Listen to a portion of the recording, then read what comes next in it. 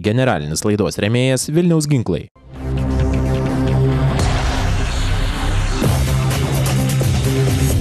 Toyota Hilux – tikro medžiotojo automobilis.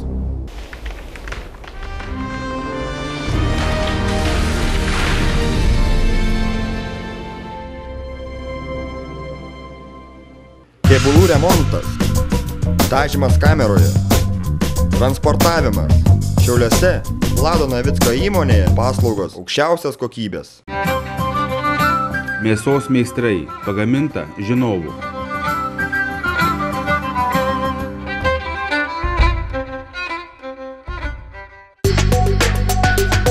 Visos valymo paslaugos. Valumina – patikimas partneris. Sveiki visi atitrūkę nuo kasdieninės rutinos ir trumpam prisėdę pažiūrėti taurą ragą. Pirmieji metų mėnesiai žvėrims ramybės metas, o medžiotojams laikas, kai galime ir turime užsiimti ūkiniais darbais miške, o po darbų malonu pasėdėti prie židinio, pavartyti gerą žurnalą. Truputį pavėluotai, bet sakoma, kad geriau vėliau nei niekada. Pažiūrėkime, apie ką rašo žurnale Medžiotojas ir medžioklė. Šeštas paskutinis 2010 metų žurnalo numeris suteikia galimybę paskaityti ne vieną įdomų straipsnį. Sunkus išbandymas žiemą, Hubertinės rotušės aikštėje, elnio ragų vertinimo varžybos, 30 metų žvėrių takais ir kiti. Žurnale pilnumoje publikuojamos pakoreguotos medžioklės Lietuvoje taisyklės, o Donato Žuolio straipsniui Medžioklės magija šiuolaikinės romantikos varomoji jėga skirsime truputį daugiau dėmesio.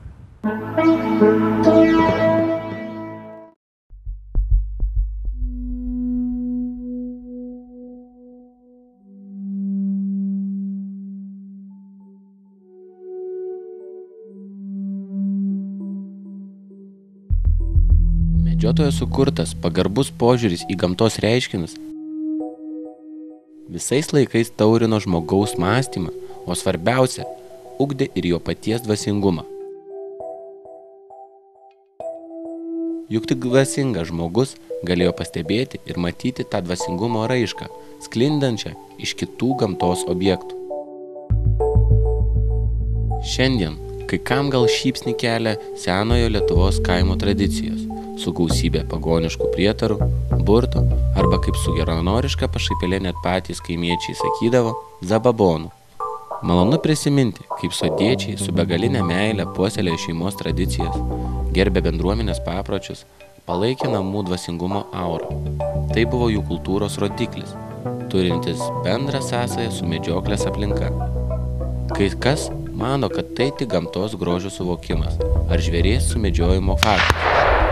Čia kur kas svarbiau žmogaus gebėjimas organiškai įsilieti į nepaprastą ir sudėtingą gamtos stichiją. Juk daugelis stebisi, ko tie medžiotojai jaukia namų aplinką, iškeičia į žvarbų vėją, lietų ar šaltį. Nejaugi tik dėl mėsos? Visais atvejais tai būtų per brangu. Medžiotojo pasaulis taip pat stiprus, tik mūsų pačių išmąstomomis tradicijomis ir sukurtais papročiais. Jų gerbimas ir puoselėjimas išlaiko stabilę kolektyvo dvasinę būseną. Svarbu tradicijas išlaikyti ir kultivuoti kiekvienos medžioklės metu, o ne retsykiais papraktikuoti, kaip apsilanko svečiai. Medžioklės diena, kaip ir bet kuris žmogaus veiklos tarpsnis, turi pradžią, eigą ir pabaigą. Kiekvienas etapas įdomus ir tik nuo mūsų pačių priklauso, ar jis bus įsimintinas. Medžioklė – tai kūrybiška gyvenimo mokykla, kurioje suteikta puiki galimybė sukurti visai kitokį pasaulį. Pasaulį su savita tvarka, kultūra, etiketu, kur nuostabioje gamtos terpėje galima pasijusti kitaip negu darbe, negu gatvėje ar namie. Pailsėti, atsipalaiduoti, dvasiškai praturtėti, bet kurioje mokykloje ypatingas tobulumas iškart nėra sukuriamas, nes pats tobulėjimo procesas yra beribis. Rytinė dienos įžanga praktiškai maitina visus medžioklės etapus, o pradinis nusiteikimas lemia visos dienos pakilimą. Argi nemalonu, kai rytas pradedamas nuo širdžių pasisveikinimų, geranoriškų pašmaikštavimų, praėjusios medžioklės įspūdžiai. Malonu, kai draugišką rankos paspaudimą lydi šviežias humoras ir šventiški linkėjimai. Pavyzdžiui, kad parakas ir vamzdžiai tavęs nenuviltų. Ar linkiu tau, kad šauniai guldytum, o vakare švelniai nurengtum pačias gražiausias laputes. Juk gera nuotaika, sako rytų išmintis, tai dovana, kurią tu duodi savo draugui. Šventiškumas turėtų atsispindėti ir medžiotojų aprangoje. Juk teisėjai vilki togas, dvasininkai sutanas, net parduotuvėje dirbantys žmonės būna pasipuošę skoningai ir patraukliai.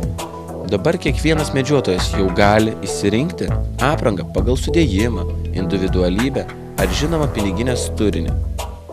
Manytume, kad aukščiausia kolektyvinio dvasingumo išraiška yra klubo vėliava. Daugelis klubų jau turi susikūrę puikias vėliavas, įprasminančias kolektyvo siekius ir vizijas. Rytinė rikiuotė prieš medžioklę atrodo visai kitaip, kai klubo vėliava pakeliama, pagerbiant ją rago garsais ar medžioklės dalyvių plojimais. Naujų medžiotojo prisaikdinimo ceremonija. Tuose klubuose, kuriuose rodoma pagarba tradicijoms, šalia vėliavos atsiranda ir kita heraldika. Herbai, emblemos, netgi himnai. Šimtametis girio šilas akme ošia, virš galvų žydrys. Sakoma, kad medžioklėje kaip medžioklėje.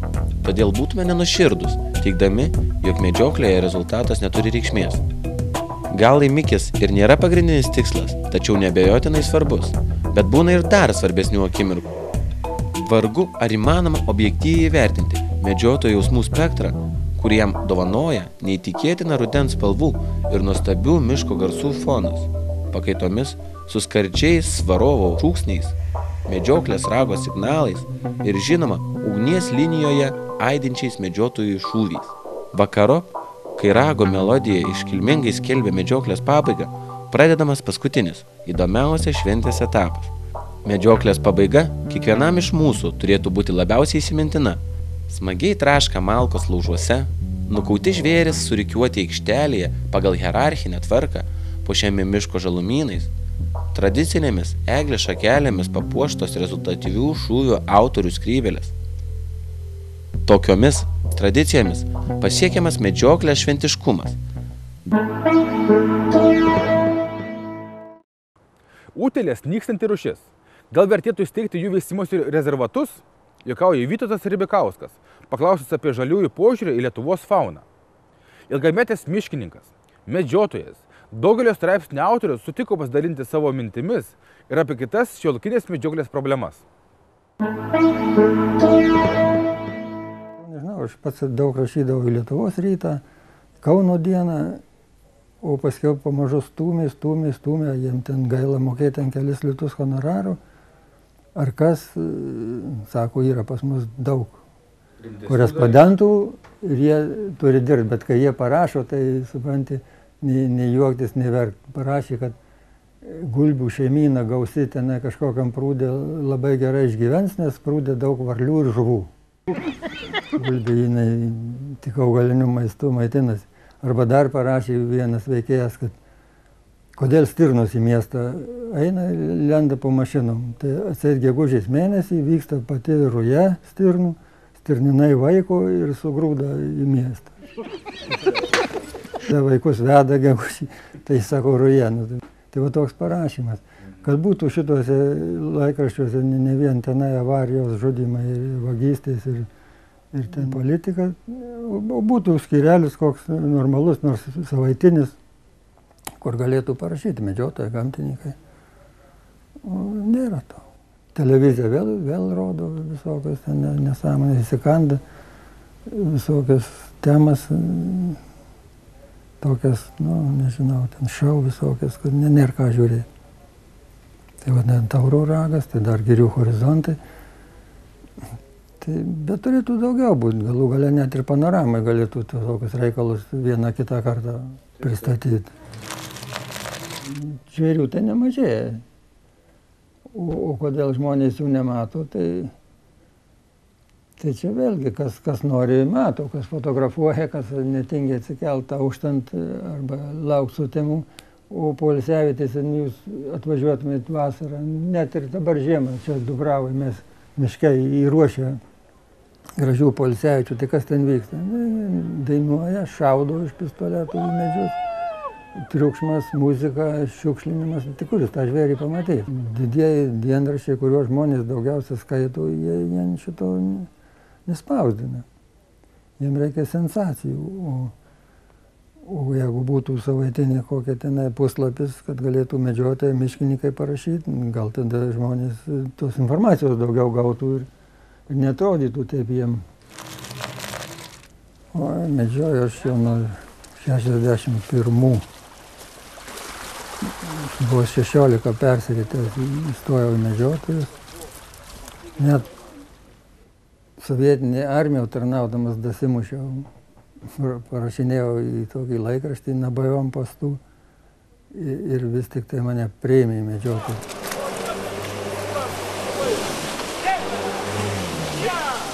Medžiot nedaug teko, ten prie Oriolo kelis kart išėjau, zuikių mažai, karininkai nenori tokių seržantų tenai į kompaniją priimti, tai nebent išeidavau karvelių pašaudyti į ražienas prie miesto.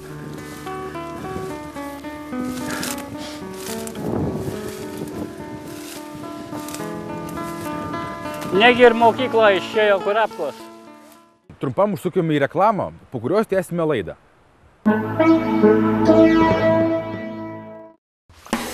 Vilniaus ginklų išskirtinis pasiūlymas savigynos priemonėms.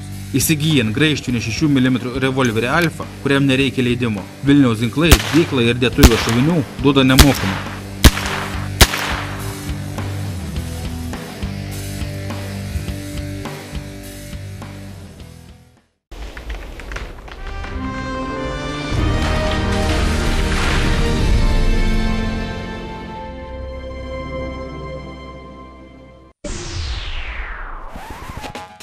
Tai ginklai, kurių laikui bėgant metalinių detalių nepakeitė plastmasė, o medis išliko aukščiausios kokybės riešuto.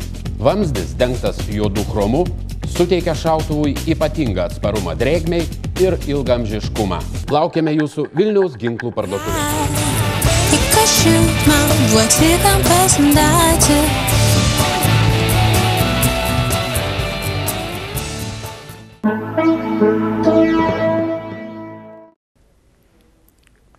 O medžioklės būdas, tai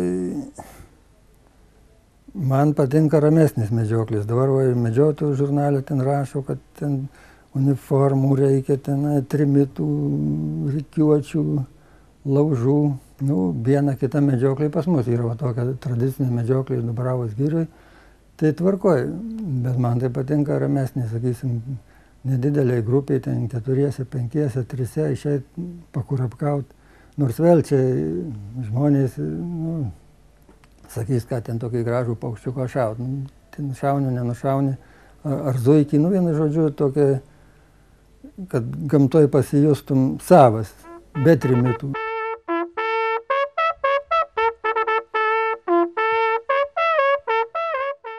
Tai gamtoj trimitų nereikia. Tai nepatinka šernų šitas dabar jaukinimas. Vis tiek šėrykla, vis tiek tas žvėris žiemą alkanas, kuris vis tiek jis eina prie to pašaro ir vis ten nušaunamas kažkoks vystomas šernų ūkis. Ne medžioklė, o ūkis. Išeina 5 medžiotojai, kas antrą dieną po 4 šernų šauna. Kam to reikia? Ten jau gaunasi mėsos parašos. Ne tiek tos buvimas gamtoj, kiek kruvinas lupi tą šerną visą laiką ir mėsą kapoji.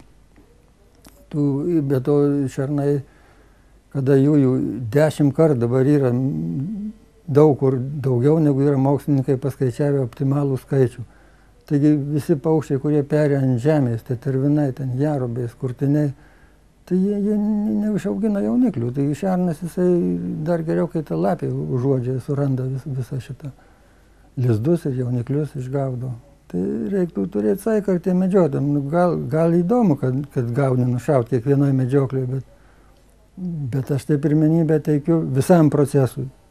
Pasiruošimas, pats šovinius taisau. Ne tai, kad nubėga, nusipirkai, nežinai, ne kiek ten parako dėta, ne kur ten kas skris. pats žiūrai ten ar bokštelį statai, ar plotus tyrinėjai, takus, ten viską. Ir paskiau, žinoma, nušaut smagu.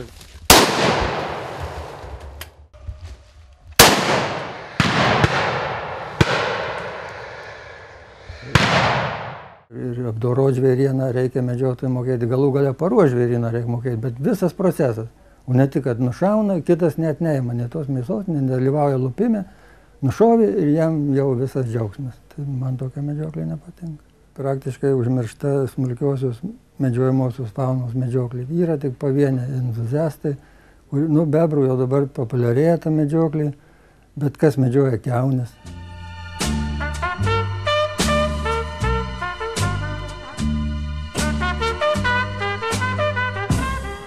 Lapes irgi tik kitų medžioklių metu daugiausia sumedžioja, bet kad atsirastų medžiotojų, kad pasimtų specialiai medžioklės lapą ir pavasariop čia eitų į laukus sėlint prie tų lapių, ar ten jas jaukint, ar kažką, yra labai mažai. Urviniai šunim dabar irgi mažai kas medžioja.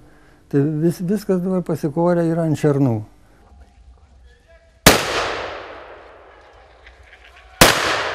Dabar ir jūs savo laidose parodot, kad gerai, kai ten priversta kalnai tų pašarų. Žvėris turi daugiausia natūralių pašarų įsimaitinti. Jam tik padėti reikia taip minimaliai, kad jisai pragyventų, bet žinoma, jų neturi tiek daug būt. Kada jų būtų optimalus skaičius, tai jie pusę žiemos dar maitinasi gilim. Knisa laukuose, bulvienas ar ten kur nors. Ir miške jie knisdami, dabar miškas po sniegu neįšalęs, randa visokio pašaro, bet kam jam darbuotis, jeigu jis kvartalė yra 5 šėryklos, kur priversta grūtų, bulvių, cukrinių runkelių. Jis pautų dar priveža, tai tos iš vis prarūksta, kad negali miške būti. Tai va šitą problemą man netinka. Turi žvėrių gyventi. Tiek galų gale tai ir miško nuo stirnų, nuo elnių apsauga urėdijomgi kainuoja 100 000 litų. Repelentai, tvoros, ten visokios apsaugos. O kam? Žvėrių turi būti tiek, kad jų populiacija klestėtų ir nereikia jų priveisti begalės.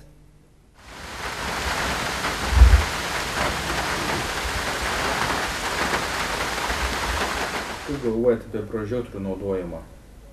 Esat už, prieš, gal kai kur reikėtų leisti medžioti su prožektoriais? Ką jūs manote? Aš už prožektorius daug šitą temą prirašęs, daug prisiginčijęs. Užtat, kad vis tiek dabar tą varymo medžioklę jau stumia kaip neetišką, vaikų žvėris atseit išvaro iš miškų. Ir dabar iš vakarų ateina tas tykojimas. Ten prie jaukinimo, ne prie jaukinimo. Tai ypač pakaunės prie miestinių miškuose, taigi tie žvėrys be tamsos nejuda. Tai gerai, dabar yra ten tos galingos optikos, bet daug medžiotojų, ypač kaimo medžiotojų, neperka ne tų graižtinių šautuvų, ne tų optikų. Tai kaip tą žvėrį nušauti? Tai reikia atskirti šerną, tu nelaiku nušausi patelę, bus ir nuostolis medžioklės ūkiui ir neetiška, ir tie šerniukai gali žūt. Vėl ta selekcija, taigi tą ožį reikia apžiūrėti, kad jo ragai tiktų, jeigu ne, tai vėl triukšmas būdavo net šautos, leidimus atima, dabar jau viskai sušvelnėjo reikalavimai. Aiškina, kad apšviestas tas žvėris vis tiek nubėga, nubėgo, tai nenušausi. O kuris nebėga, kiek yra atveju, kad tu išvieti ir per kelis kartus jis vis tiek nebėga. Tai geriau matyti, į ką šauni, negu nušauti tamsoje, sužeisti. Bent jau šernus, plėšriuosius visus ir bebrus tai tikrai reiktų leisti medžioti su prožektoriais. Tada ir saugiau, ir mažiau būtų sužeidimų. Pabijojo vaikai. Grankulkiai tai toli skrenta. Pūlė dūra, kaip sako. Aš ten esu parašęs, kad su įsakymais ir mūsų klimatiniam sąlygom yra praktiškai neįmanoma lenktyniauti. Nes vienas dalykas, vienoje Lietuvos teritorijoje to sniego, kad ir šią žiemą daug buvo apledėjęs, kitoj jo normaliai, kaip ir visom žiemom, tai mes Lietuva, tie žvėrys čia tūkstančius metų gyvena, netokių žiemų dar yra buvę. Tai kodėl nepaliks spręsti patiem medžiotojam? Tai turbūt daugiausiai mes ir esam patys medžiotojai suinteresuoti, kad žvėrių būtų daugiau ir leist mums daugiau būti šeimininkams tų plot. Vis galų gale susirinkę į medžioklę tą pačią dieną, jeigu jie pamatys miške, kad gilus sniego ir jis apledėjęs ir žaidžia žvėrių kosmį, tai jie gali tą medžioklę nevykdyti. Taip ir daro. Daug būrelių jau nuo kalėdų nemedžioja, kur sniego daug. Tai kodėl dar turi kažkas ten Vilniuje sėdėdamas pabaksnuot medžiotą, kad tu va taip daryk. Kol įsigaliojo tas įsakymas, pradėjo lyt, Pakaunėj tas sniegas visas sukrito. Ir ne tai, kad trumpalaikis atlydys, bet kokias 2 savaitės ar dar daugiau. Buvo atodrėkis, lyjo, tirpo sniegas, bet jau draudimas galioja. Ir be to nekvalifikuotai uždrausta. Uždrausta visa varymo medžioklė, kai tuo tarpu laukuose medžiot lapes, tai ne tik, kad reikėjo, bet būtina. Tai jeigu negali eiti į mišką, tai lauke su slidėm ar be slidžių, tai gali varymo būdų tas lapes medžiot, nes daugiausia lapių pas mus vis tik tai, kaip nežiūrėtum, nušauna varymo medžioklėse. Tiek miške, tiek laukuose. Tokių entuziastų, kurie sėlintų tenai prie tos lapės, bandytų ten mėgdžiant pelėną prisivilioti, kas galima padaryti ir labai įdomu, bet nežinau, ar kantrybės trūksta žmonėm, ar jie nepajutę to malonumo tokios medžioklės, mažai kas eina taip medžioti. Arba dabar vilkų limitas padidintas, tai jeigu visą sausį negalima buvo varyti, tai kaip juos sumedžioti? Prie jauko. Galų galėjo to jauko problema neįspręsta. Tu nugaišus į arklį, jeigu pamiškiai išmesi, taigi tave veterinarinė tarnyba nubaus. Tas žvėrių dorojimo liekanas irgi negali dėti prie baukštelio, jas reikia sumesti į specialias duobes. Tai ką tenai, vištą pakabyti ant vilkui. Ir visi tie medžioklės taisyklės, jos turėtų nustatyti nebent tik tai pačius pagrindus, ten gal sezonus, gal dar ką nors saugumo taisyklės. O visa kita medžiotojai Lietuvos, jie moka patys šeimininkauti. Kodėl kiekvieną jo žingsnį reikia kontroliuoti ir dar nepagrįstai tenai baust paskiau už visokius tokius neesminius prasižengimus, kurie jokios įtakos neturi žvėrių klestėjimui. Sakysim, ten medžioklės lape valandą anksčiau ar vėliau suraitytas parašas. Tai koks ten dabar, kam žala nuo to? Šernų, sakysim, licenzijos nėra. Tai tam medžiotojui jokio suinteresumo slėpti nėra. Tai gerai, jis surašė tuos žvėris į medžioklės lapą, užmiršo pasirašyti. Pasirašė jau po to, kai inspektorius sustabdė, viskas, jau jį baudžia. Tai medžioklės taisyklėse pridėta tokių kabliukų ir svarbiausia, kad aplinkosaugos inspektoriai jas įstudijavę, kažkaip tai liguistai persikėjo tuos medžiotojus, ar jiem planą reikia vykdyti, ar jie nepagauna tų brakonierių tikrų, benzino pritrūksta, bet per daug mažai duoda savarankiškumo medžiotojam eiliniam. Jie šeimininkaut moka, medžiojamieji žvėrys klesti, gausėja, tai kam juos dar ragyti, kam juos baust, nesuprantu. Uždaroji akcinė bendrovė Lukoil Baltija dovanoja nuolaidų kortelę degalams. Pretenduoja dovanas tie, kurie dalyvauja Lukoil Baltija degalinių tinklo konkurse. Ekrane jūs matote klausimą ir 3 galimus atsakymo variantus. Išrinkite jums manimų teisingą ir atsiųskite adresui, kurį matote apačioje. Firmos atstovai mėnesio pabaigoje išrinks vieną konkurso dalyvį ir įteiks nuolaidų kortelę degalams. Šiandien tiek. Ačiū, kad žiūrėjote. Tikiuosi jūsų dėmesio po savaitės. Nei plauko, nei tauko. Iki. Laidos rėmėjas